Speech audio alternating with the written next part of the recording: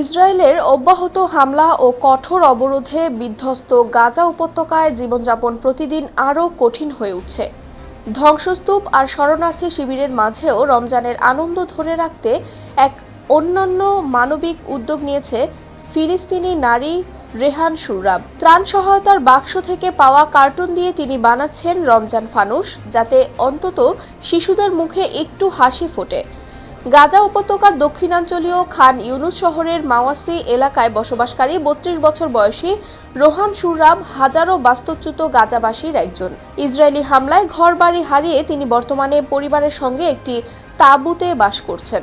অব্যাহত সামরিক আগ্রাসন ও দীর্ঘদিনের অবরোধের কারণে খাদ্য, জ্বালানি, নির্মাণ সামগ্রী সহ নিত্য প্রয়োজনীয় জিনিসের সংকট চরমে পৌঁছেছে।